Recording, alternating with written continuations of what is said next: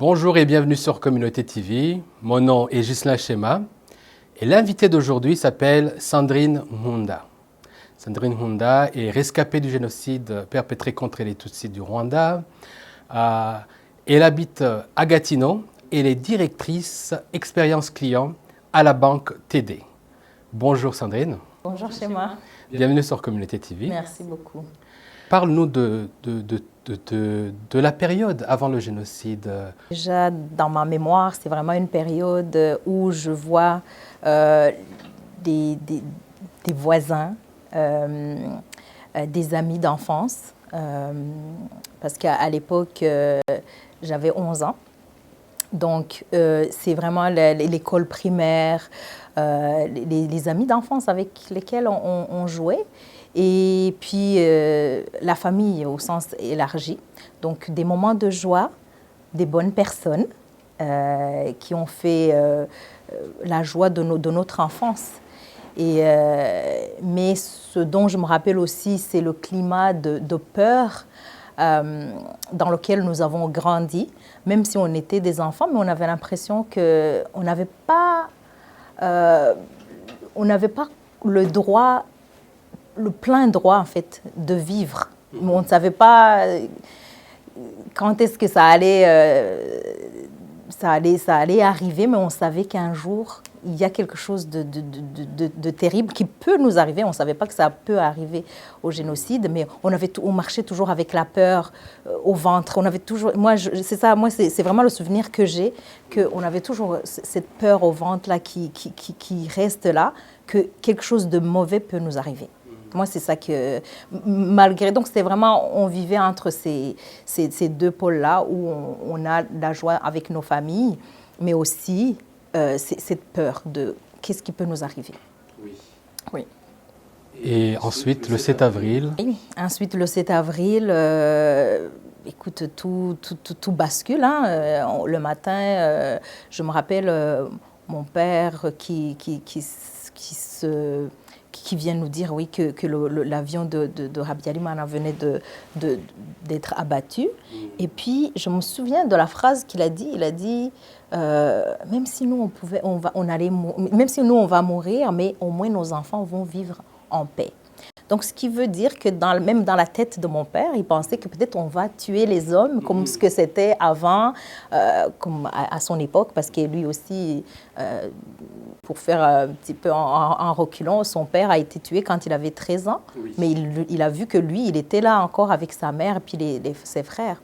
Donc, il pensait que ça va peut-être être la même chose. Donc, on ne savait pas que c'était vraiment l'ultime... L'apocalypse, exactement. C'est vraiment le bon mot qui allait nous arriver, qui allait emporter bébés, enfants, et puis que personne n'allait être épargné. Donc, c'est ça le 7 avril. Mais je me souviens justement qu'on devait tout de suite quitter, puis il nous a amenés... il y a un de ses amis qui est venu, un ami Hutu qui est venu nous chercher. Ça va peut-être être c'est un témoignage qu'on ne peut pas avoir en 10 minutes, en très peu de temps. Mais peut-être pour faire court, on a un ami de mon père qui nous a protégés pendant un certain temps. Donc, ces personnes-là aussi ont existé, et fort heureusement, qui ont vraiment... qui ont accepté de nous tendre la main. Et même si ça n'a pas duré beaucoup de temps, parce qu'eux aussi, ils étaient menacés. Donc, à un moment donné, ils devaient nous laisser partir. Donc là, on s'est réfugiés dans des brousses, dans des maisons abandonnées, un peu partout. Puis... Et puis, même mon père, lui, il est parti au petit séminaire d'Ondera parce que lui, il était vraiment très, très recherché. Et puis, son ami lui avait dit que si on le retrouve là, il va carrément être crucifié. Alors que mon père, c'était vraiment quelqu'un de bon, qui n'avait rien, qui le condamnait à ce point-là à être tué de la pire des façons, mais c'était ça. Donc, le sort des Tutsis était mis entre les mains des tueurs qui devaient comme en faire ce qu'il voulait. Donc, il a dû partir aussi nous protéger, nous. Exactement, parce qu'on le cherchait beaucoup. Donc, il savait qu'en restant avec nous, on n'allait pas avoir la chance de survivre. Donc lui, il est parti pour nous en fait. Et donc quelques temps après, il a été tué avec une grande partie de toute ma colline, comme on l'appelait chez nous. Beaucoup de personnes qui ont été massacrées en un clin d'œil, en fait. Hein. C'est ça en tout cas, on n'a pas réalisé donc, comment, en très peu de temps, comment des êtres humains peuvent être comme anéantis comme ça, comme s'ils n'ont pas existé. Mais heureusement, nous, on est là parce que justement, ils ont existé. On ne veut pas qu'ils s'en aillent. Et on ne veut pas qu'ils s'en aillent comme s'ils n'ont jamais, qu'ils soient complètement effacés de la surface de la Terre comme ça, comme s'ils n'ont pas existé alors que nous, on est encore là. Donc, nous, on est là pour en parler. Et la 30e commémoration, ça représente quoi pour vous? Ça représente beaucoup de choses. Moi, je suis croyante. Donc, pour moi, avant toute autre chose, ça représente la grâce de Dieu, que le fait d'avoir survécu à ça alors que beaucoup de gens ont péri. Donc le fait que je sois encore là, vivante, donc c'est une sorte c'est de la gratitude envers Dieu. C'est la gratitude envers la vie aussi qui nous a, tu sais, on voit quand même que 30 ans, il y a 30 ans, tout ce qu'on demandait, c'était de respirer. C'est tout. On voulait juste respirer. Laisse-moi quelques minutes de plus pour que j'ai encore le temps que je sente encore la vie en moi.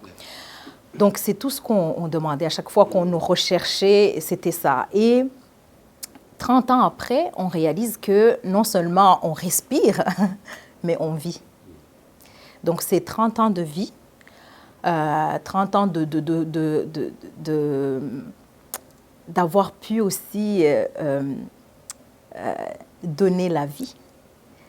Pour moi, c'est quelque chose qui représente beaucoup, que Dieu m'a fait grâce de pouvoir aussi avoir une vie, mais aussi de me permettre de donner la vie. Et puis de voir aussi toutes ces personnes-là qui sont revenues. On est sortis de nos cendres, en fait, et on a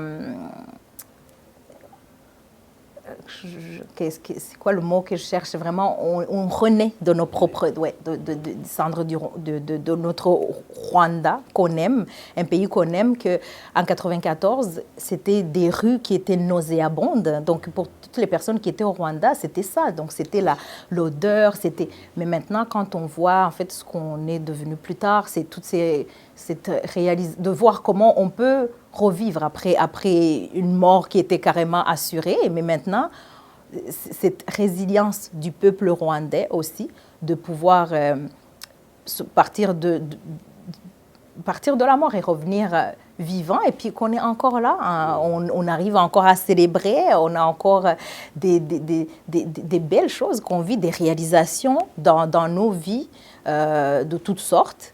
Et franchement, pour moi, c'est ça, c'est vraiment 30 ans de gratitude. Donc, c'est gratitude, puis de célébration de la vie, finalement. Même si on sait qu'il y a eu beaucoup de phases, on a encore des défis jusqu'à présent, des personnes qui ont passé par plusieurs défis. Mais en gros, là, c'est vraiment la gratitude. Alors, parle-nous de votre poésie. Peut-être qu'on va lire quelques extraits de vos poésies. OK. Parler de ma poésie. Maintenant, en fait, j'ai l'impression que maintenant, je ne me délie pas de ma poésie. Comme, carrément, la poésie est devenue moi, puis moi, je suis devenue là. Je ne sais pas comment l'expliquer, oui. Mais c'est la seule manière, en fait, que j'ai de pouvoir exprimer. Je vais vous lire. Que serions-nous donc sans nos plumes? elle qui nous porte lorsque rendus au fond de l'abîme. Liesse et tristesse se heurtent à nos portes. Elle nous supporte, nous transporte jusque dans les profondeurs de ce qui fut jadis notre terre. Ces collines rwandaises d'une beauté à couper le souffle, mais qui, hélas, furent éventrées par la tempête funeste d'innombrables derniers souffles, ceux des nôtres, le temps d'un souffle. C'est beau. Donc, et ça, c'est un texte qui parle justement que serions-nous sans nos plumes? Parce que ce on a vécu était tellement fort, était tellement profond que il n'y a que, pour moi, il n'y a que l'écriture, puis qui arrive à me ramener là, justement, que ce soit dans le bon comme dans le mauvais. J'arrive à mettre des mots sur des choses que parfois, tu sais, pas moi seulement, mais même d'autres personnes qui aimeraient peut-être dire des choses, mais ça ne sort pas. Mais la poésie, en fait, c'est ça la force de la poésie, c'est qu'avec la poésie, tu peux tout dire. Tu as vraiment la liberté de tout explorer, de dire des choses qui, normalement, ne sont pas faciles à exprimer. Donc là, moi, ça m'amène là, ça me permet justement de parler de tout ce qui était là, de le ramener vraiment, mais de la manière aussi que ça me touche. En fait, ça touche les autres, mais ça me touche aussi. Puis c'est cette communication aussi avec les personnes qui sont en face de moi que je vois que ça touche. Et ça, c'est quelque chose que je trouve que ça n'a pas de prix. Parce que quand tu réalises qu'il y a une manière de toucher ce qui n'est pas visible, parce que la poésie, c'est un chant de l'âme, et ça va plus loin que ce qu'on voit à la surface, et ça apporte sa propre guérison. Et ça, pour moi, ça fait tout.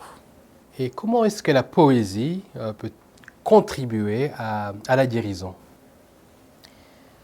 Je dirais que la poésie a ce quelque chose qu'on n'arrive pas à mettre le doigt dessus, ou si, ou justement. Mais moi, je vois par exemple quand je suis en train de réciter un poème que j'ai écrit, je le sens, par exemple, dans la salle, comment les gens sont touchés. Et j'ai déjà eu des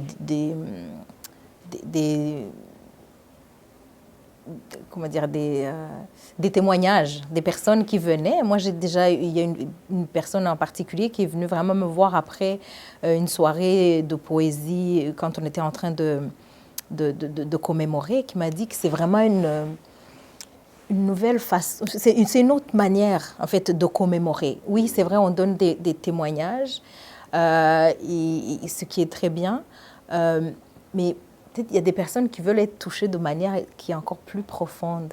Et la poésie, justement, c'est l'art qui touche vraiment les cœurs, et tout ce qui est les cœurs, l'âme même, c'est encore plus loin. Et ce qui nous est arrivé est tellement profond que parfois, justement, ça demande une manière qui est plus poussée, plus profonde, d'aller chercher ce qui est caché en nous, les émotions refoulées, aller mettre des mots dessus. Parce que dans ma poésie, justement, je touche à tout. Et tout ce qu'on ressent, je le dis. Et parfois, de nommer les choses, ça te permet de guérir. Tu sais, même quand tu vas voir un psychologue, souvent, c'est ça que tu traverses des problèmes. La première des choses qu'on te dit, qu'on te fait faire, c'est vraiment de verbaliser. Sors ça. Donc, ce qui te guérit, c'est le fait de l'avoir sorti. C'est pas parce que ce qui est arrivé vient de disparaître. Non, ça c'est arrivé, c'est déjà là. Mais le fait de le sortir, on dirait que c'est vraiment, tu te donnes une chance, justement, de ne plus que ça reste prisonnier en toi, et que ça te fasse, que ça t'immobilise, en fait. Donc, ça te donne un petit peu d'air. Donc, pour moi, là, la poésie nous permet de respirer, justement, et puis oui, de mettre des mots sur les émotions, mettre des mots sur ce que nous avons vécu de terrible, de terrifiant. Le simple fait aussi vraiment de revisiter cet espace-là que souvent on n'a pas envie on n'a pas envie d'aller là. Et aussi, autre chose pour moi qui est important, c'est de rendre hommage. Et je trouve que dans la poésie me permet ça, parce que la poésie, c'est beau aussi. Hein? Donc, c'est l'art de manier les mots. Et en maniant les mots, il y a une beauté qui sort de la poésie. Donc, il y a une beauté qui sort même des choses les plus terribles. Hein. Il y a comme une sorte de beauté, pareil, une lumière qui sort de là. Et puis, quand on veut rendre hommage aux personnes qui ne sont plus là, ils sont là, on n'a même plus leurs photos, on n'a plus... De quelle manière qu'on aurait de plus que ça pour aller les faire revivre? Donc, pour moi, c'est vraiment, je les ramène à travers les mots, je les revois, et en quelque sorte, on leur redonne en fait l'humanité qui leur a été enlevée. Donc, on les ramène. Justement, il y a vraiment, là, je pense à quelques passages aussi dans mes poèmes qui ramènent vraiment les personnes à la vie. Donc, durant le 25e commémoration, c'est pas le 25e commémoration, c'est un prêtre de chez nous, qui est le frère de ma marraine, qui a eu 25 ans de sacerdoce. Alors, pendant que... donc, je devais réciter un poème dans sa célébration. Et j'ai vraiment... J'ai sauté sur cette occasion-là de pouvoir ramener aussi les gens de sa famille. C'était une occasion de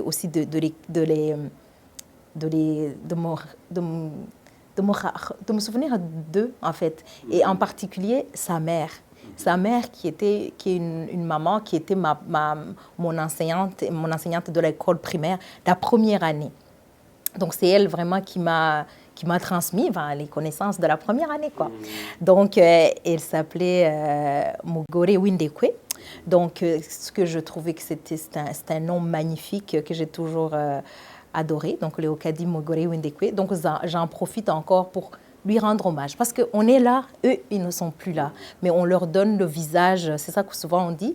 Donnons-leur un visage. Mais moi, c'est vraiment aussi donnons-leur... souvenons-nous de ce qu'ils faisaient aussi de bien et de leurs actions aussi, que les gens ne sauront pas, mais moi je le sais, donc je les ramène aussi pour qu'on connaisse un peu de eux, quoi.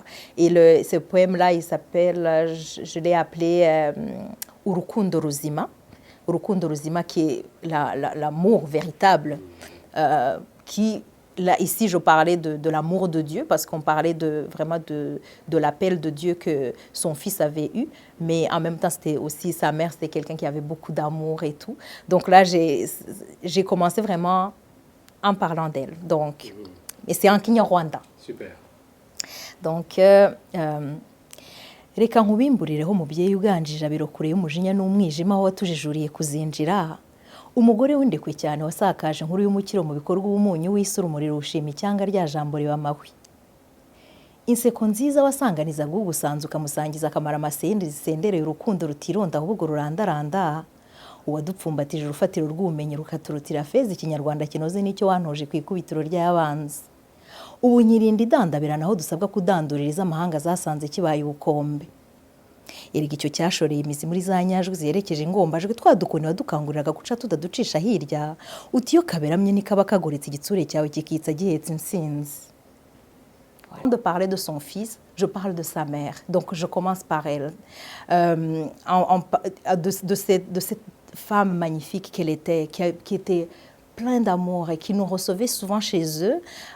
Kamaramasenge, en Kinyarwanda, c'est les petites bananes qui sont sucrées, qui sont très, très, très bonnes. Les meilleures. Oui. Alors, cette maman-là avait toujours ces bananes chez elle. Alors, quand on allait chez elle, on avait toujours... donc,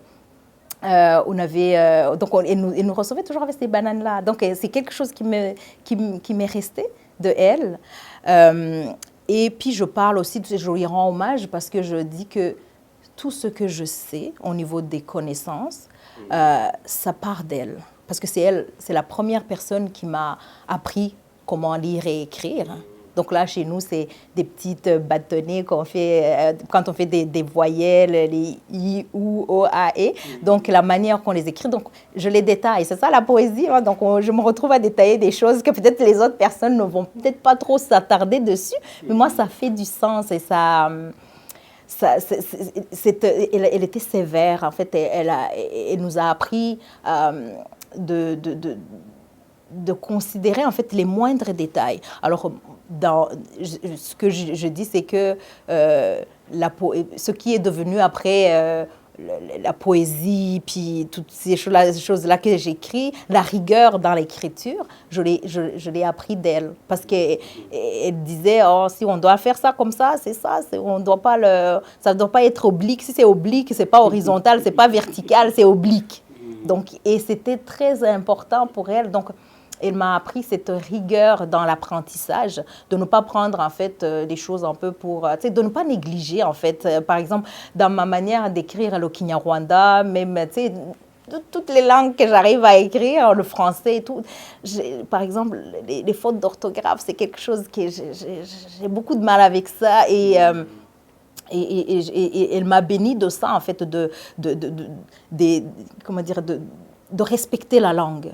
Depuis, j'avais 6 ans là, dans sa classe, là, donc, mais ça m'est resté. Donc, j'en ai profité pour lui rendre hommage, rappeler justement de ce qu'elle était, parce qu'elle était connue pour ça. Ngarimure Okadi, toutes les personnes qui sont passées dans sa classe, ils savent de quoi je parle. Donc, c'est pour ça que je dis, le Kinyarwanda que je parle maintenant, c'est de toi que je tiens ça. C'est bon. Voilà. Aurais-tu un autre extrait, un dernier extrait? Un dernier extrait. Un dernier extrait, c'est d'un poème qu'on appelle, qu'on a dit, ça aussi je l'ai fait avec le même collaborateur. Et donc on voulait rendre hommage aux personnes décimées. On appelle ça les Miryango yazimye en Kinyarwanda. Donc, c'est des personnes décimées, qui n'ont plus personne pour se rappeler d'eux. Donc, ça, c'est des personnes, moi, qui me tenaient énormément à cœur. Donc, donc à Dallas, il y avait un événement qui a été organisé pour justement se souvenir de ces personnes-là en particulier. Alors, c'est à ce moment-là qu'on a créé ce poème-là. Et donc, on parle des personnes qui ne sont plus là. Donc là, je dis, vous étiez là, bien réel, les yeux dans les yeux, présents dans nos vies. En un clin d'œil, frappé par les réels, on scrutait les cieux, perdus dans le vide. Vous étiez si adorable, tellement admirable et ô combien respectable. Vous étiez des enseignants passionnés qui nous ont transmis les bases de nos connaissances. Dès notre naissance, vous partagiez votre intelligence. Vous étiez des maçons qui bâtissaient nos demeures, des agriculteurs dévoués travaillant la terre pour veiller à notre bien-être. Donc c'est ça. Super, c'est très beau. Merci. Alors, quel conseil donneriez-vous aux jeunes, à la jeune génération, à l'occasion de la 30e convention? OK. Aux jeunes qui sont notre humanité de demain, c'est d'abord en fait vraiment de considérer l'histoire du génocide et d'en faire aussi, en quelque sorte, d'en faire la leur et de dire que c'est arrivé quelque part dans le monde, même s'ils sont ici au Canada ou dans d'autres pays, mais de se dire que c'est possible. Alors si c'est possible, faites attention avec vos mots, dans votre vie quotidienne. C'est parfois des petites violences entre jeunes, des petites intimidations, le fait de ne pas inclure les autres, par exemple de s'attarder beaucoup à la différence de l'autre, parce que ça, c'est ça qui souvent on a vécu depuis qu'on est petit, de ne pas considérer l'autre comme, essayer toujours d'accepter l'autre en tant que personne faisant, comme toi. Donc, considère l'autre comme toi-même. Et pour éviter en fait des dégradations comme ça qui peuvent nous amener vers des drames comme ce qu'on a vécu. Donc ça, on n'a pas commencé comme le génocide, hein. Ça a commencé quelque part dans des petites haines, de dire que l'autre est différent de moi, alors il ne devrait pas exister. Donc, puis des drames, et puis comme diaboliser l'autre. Donc toutes ces choses-là, essayer de les bannir de notre langage, de notre vie aussi, d'avoir l'empathie, en fait, de penser à l'autre. Et quand on a assez d'empathie, on ne peut pas basculer dans des choses comme ce qu'on a vécu. Et donc, garder ça en mémoire, en fait, que c'est aussi leur responsabilité de construire un monde meilleur, en fait, en se basant ou en apprenant, en tirant des leçons du passé. Donc, pour pour espérer en fait un lendemain meilleur. Donc, quand on est dans la commémoration comme ça, c'est pour ça qu'on implique aussi nos jeunes. C'est pas pour leur faire du mal ou leur rendre tristes, mais c'est vraiment pour aussi les faire participer à cette construction d'un bon monde que nous avons. Donc, voilà. Que serions-nous donc sans nos plumes? Elle qui nous porte lorsque rendue au fond de l'abîme, liesse et tristesse se heurtent à nos portes. Elle nous supporte, nous transporte jusque dans les profondeurs de ce qui fut jadis notre terre. Ces collines rwandaises d'une beauté à couper le souffle, mais qui, hélas, furent éventrées par la tempête funeste d'innombrables derniers souffles, ceux des nôtres, le temps d'un souffle.